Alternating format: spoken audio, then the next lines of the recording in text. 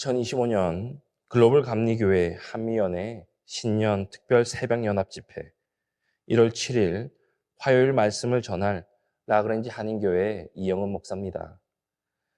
오늘 말씀은 창세기 6장 1절에서 8절까지입니다. 창세기 6장 1절에서 8절까지. 사람이 땅에 번성하기 시작할 때에 그들에게서 딸들이 나니 하나님의 아들들이 사람의 딸들의 아름다움을 보고 자기들이 좋아하는 모든 여자를 아내로 삼는지라. 여호와께서 이르시되 나의 영이 영원히 사람과 함께하지 아니하리니 이는 그들이 육신이 됨이라. 그러나 그들의 날은 120년이 되리라 하시니라. 당시의 땅에는 네피림이 있었고 그 후에도 하나님의 아들들이 사람의 딸들에게로 들어와 자식을 낳았으니 그들은 용사라 고대의 명성이 있는 사람들이었더라. 여호와께서 사람의 죄악이 세상에 가득함과 그의 마음으로 생각하는 모든 계획이 항상 악할 뿐임을 보시고 땅 위에 사람 지으셨음을 한탄하사 마음에 근심하시고 이르시되 내가 창조한 사람을 내가 지면에서 쓸어버리되 사람으로부터 가축과 기는 것과 공중의 새까지 그리하리니 이는 내가 그것들을 지었음을 한탄함이니라 하시니라. 그러나 노아는 여호와께 은혜를 입었더라. 아멘. 반갑습니다. 저는 조지아 라그랜지에서 목회를 하고 있는 이영은 목사입니다. 많은 분들이 조지아 하면 애틀란타를 떠올리실 것 같은데요. 그만큼 애틀란타가 도시이기도 하고 또 최근 많은 분들이 애틀란타로 이주해 오면서 많이 알려져 있기 때문인 것 같습니다. 그런데 제가 있는 라그랜지는 애틀란타 도심에서 약 1시간 반 정도 떨어져 있는 시골이라면 시골입니다.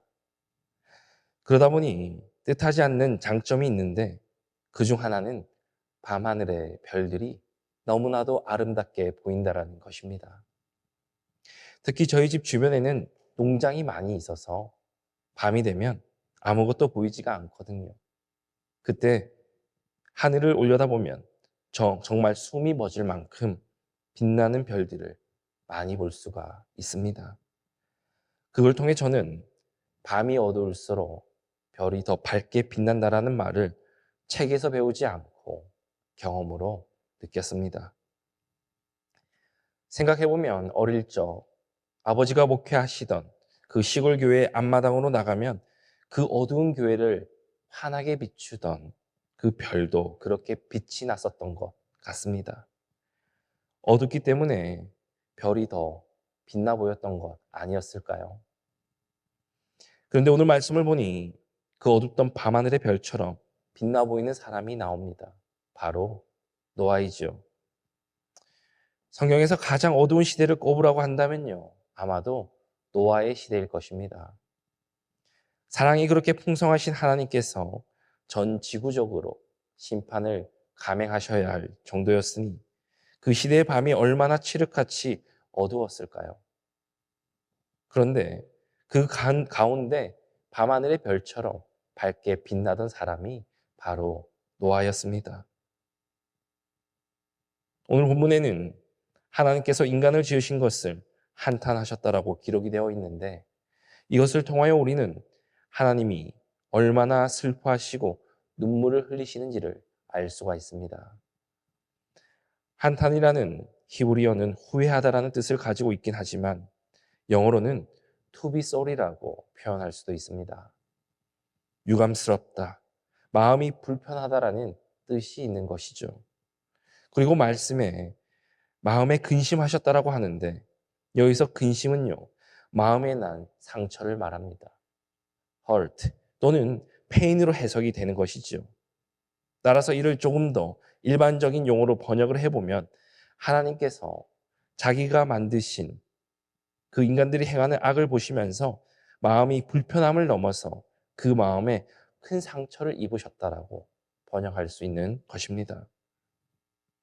그렇다면 하나님께서 인간을 보실 때에 왜 그렇게 마음에 큰 상처를 입으시고 그토록 마음이 불편하셨을까요?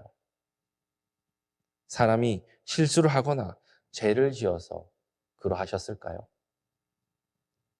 네, 맞습니다. 하지만 사람은요, 누구나 실수를 할 수가 있고요. 연약하면 죄를 지을 수도 있습니다. 그래서 단지 우리가 실수를 하거나 연약하여서 죄를 짓는다고 할지라도 하나님께서는 우리를 지으신 것에 대해서 후회하지는 않으십니다. 마음은 아닌데 몸이 안 따라줘서 사람이 죄를 지을 수도, 그리고 실수할 수도 있고 잠시 잠깐의 그 유혹에 넘어가 큰 죄를 범할 수 있기 때문이죠. 그렇기 때문에 그러한 이유로 하나님이 후회를 하시거나 마음에 상처가 생기지는 않습니다. 그런데 만약 그 죄를 짓는 것이 연약함이나 또는 실수 때문이 아니라 의도적이라면요, 말이 달라집니다. 누군가 여러분들에게 실수로 잘못을 할 수가 있습니다. 하지만 실수인 것인 줄 알았던 것이 나중에 알고 보니 계획적이었다면요, 여러분의 마음은 어떠하시겠습니까? 아마 그 사실이 여러분의 마음에 상처를 주지 않을까요? 그것이 하나님께서 노아의 시대를 보고 그토록 안타까워하시고 마음에 상처가 난 이유입니다. 오늘 5절의 말씀입니다. 여호와께서 사람의 죄악이 세상에 가득함과 그의 마음으로 생각하는 모든 계획이 항상 악할 뿐임을 보시고. 노아 시대 사람들의 문제는요, 항상 죄를 짓는 것 그뿐만이 아니라 그 죄를 계획하여 지었다는 것이고 앞으로도 계속 그 죄를 지을 것을 계획했다는 것에 있습니다. 연약해서 또 실수해서 죄를 지어 죄가 세상에 가득했다면 하나님께서는 기회를 주셨겠지만 회개는커녕 앞으로도 계속 죄를 지을 것을 마음속으로 계획하고 있었기에 심판 외에는 답이 없었던 것입니다. 지은 죄를 회개하지도 않았는데 더 큰 죄를 하루 종일 그리고 또 밤낮으로 계획한다면 그 마음은 하나님이 용납할 수 없는 마음이었던 것입니다. 그러기에 우리는 회개하지 않는 죄는 하나님도 용서하지 않는다라는 것을 알아야 됩니다. 사람이 무슨 죄를 지어도 그가 어떤 사람이든지 상관없이 회개를 하고 돌아오는 사람은요, 하나님께서 다 용서하시고 받아주시지만 회개하지 않은 채 나를 받아달라고 오는 사람을 하나님께서는 용서할 수도 받아들이지도 않는다라는 것이죠. 하나님은 죄가 없으신 분이시기에 회개하지 않는 그 죄인과 죄를 품을 수는 없습니다. 그래서 무슨 죄를 지어도 이해를 하시지만 회개를 하고 돌아오라는 것입니다. 그것이 하나님께서 우리에게 품으시는 마음인 것입니다. 여기에 노아 시대에 문제가 있습니다. 사람들은 죄를 짓고도 회개를 하지 않는 백성들이었고 죄를 짓고도 회개는커녕 더 큰 죄를 계획하고 준비하는 돌이키지 않는 백성이었기 때문에 하나님의 심판이 시작된 것이었죠. 그러기에 그러한 차원에서 보자면요, 하나님의 심판 때문에 사람들이 죽는 것이 아니라 죄가 사람들을 멸망시킨다는 것을 우리는 알아야 합니다. 그래서 심판의 가혹함을 하나님의 탓으로 돌리면 안 됩니다. 하나님은 언제나 기회를 주시는 분이시며 지금도 돌아올 수 있는 기회를 주는 분이시기 때문입니다. 그래서 사탄은 사람들이 회개하고 하나님께로 돌아갈까 봐 사람들에게 죄를 짓게 하고는 회개하지 않는 방법을 사용합니다. 그처럼 노아의 시대는 소망이 보이지 않았고 내일도 소망이 없던, 앞이 보이지 않았던 어두운 시대였습니다. 하지만 창세기 6장 8절은 말합니다. 그러나 노아는 여호와께 은혜를 입었더라. 많은 사람들이 이 구절에서 은혜라는 단어를 매력적으로 여길지 모르겠습니다. 그런데 저는요, 은혜라는 단어만큼 매력적인 단어가 맨 앞에 있는 그러나라는 단어라고 생각을 합니다. 세상이 아무리 어두워져 심판을 받을지라도 그러나 누구누구는 하나님의 은혜를 입었더라. 이 누구누구에 내 이름을 넣어보면요. 그것이 얼마나 은혜가 되는지 모릅니다. 은혜는 바로 그런 것이 아닐까요? 아무리 세상이 어두워져도 그 중에 은혜를 입은 사람이 있습니다.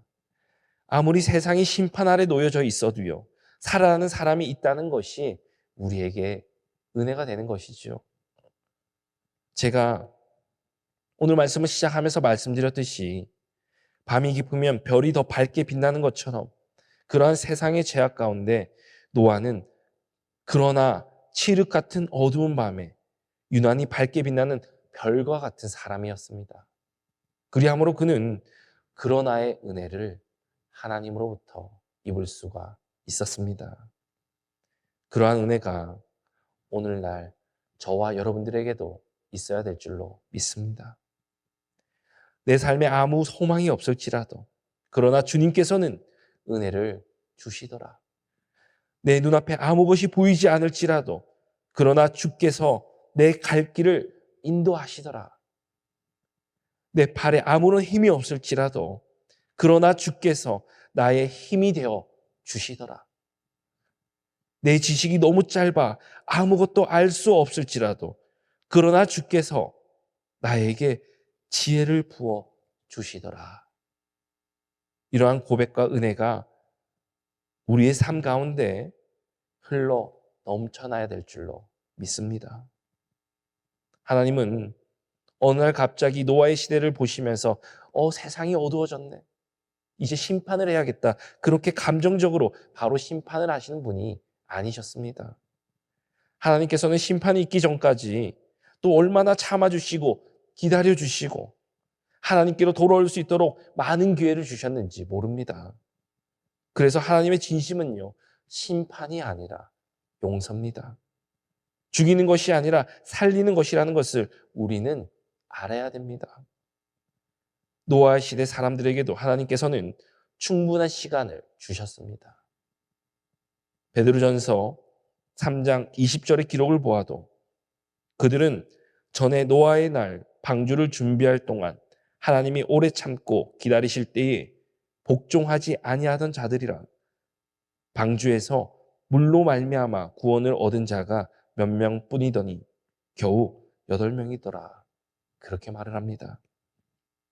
노아가 방주를 짧게는 80년, 길게는 120년 동안 지었다고 보는데 왜 그렇게 오랜 시간이 걸렸냐면 방주가 커서 그런 것이 아니라 하나님의 백성들이 회개할 수 있도록 하나님께서 오래 참으셨기 때문입니다. 성경에 나오는 무드셀라는 969세 동안 살면서 가장 오래 산 사람으로 성경에 기록되어 있습니다. 그 이름은 창을 가지고 마을을 지키는 자라는 뜻을 가지고 있지만요. 다른 의미로 그가 죽으면 세상에 끝이 온다라는 의미를 가지고 있다고 합니다. 그러니까 사람들이 약 1000년 동안 무드셀라의 이름을 부르면서 그가 죽는 날 종말이 온다는 것을 입으로 시인했다라는 것입니다. 무드셀라가 죽던 969세 때 노아의 나이가 600세였고요. 또 홍수의 심판이 시작되던 날이었습니다. 하나님은 백성들이 회개하고 돌아올 수 있도록 약 1000년 동안이나 기다려 주셨다는 것을 우리는 알아야 할 것입니다. 때문에 홍수의 심판이 잔인하다고 말할 것이 아니라 잘못은 하나님이 아닌 회개하지 않은 인간들에게 있음을 아시는 여러분들 되시기 바랍니다. 하나님은 중심을 보시는 분이시기에 우리의 모든 생각을 다 알고 계시는 줄로 믿습니다. 또한 우리가 지은 죄도 다 알고 계시고 내일 지을 죄까지도 다 알고 계시는 줄로 믿습니다. 그러한 하나님 앞에 2025년 한 해를 시작하시면서 우리의 연약함으로 인한 죄를 회개하시면서 하나님 앞으로 나아가는 저와 여러분들 될 수 있기를 간절히 소망합니다. 그리하여 우리들 또한 노아와 같이 빛이 남으로 하나님이 주시는 그 은혜를 경험할 수 있기를 바랍니다. 오늘도 이 말씀을 붙들고 주 안에서 승리하시기를 간절히 축원합니다. 기도하시겠습니다. 하나님, 죄악이 가득한 이 세상 가운데 우리의 연약함으로 인한 죄를 회개하며 하나님 앞으로 나아가는 저희들이 되길 원합니다. 그리하여 칠흑같이 어두운 때에 밝게 빛나는 밤하늘의 별처럼 밝게 빛이 났던 노아와 같이 하나님의 은혜를 입어 밝은 빛을 내며 살아가는 저희들 되게 하여 주시옵소서. 특별히 2025년 한 해를 시작하면서 우리들 모두가 가지고 있는 기도의 제목들이 있는 줄 압니다. 우리의 모든 기도 제목들을 붙들고 주님께 부르짖으며 기도할 때에 놀라운 기도의 응답을 허락하여 주시고 그로 인하여 주님을 더욱더 경험하며 주님과 동행하는 삶 살아가게 하여 주시옵소서. 이 모든 것 우리 주 예수 그리스도의 이름으로 기도드리옵나이다. 아멘.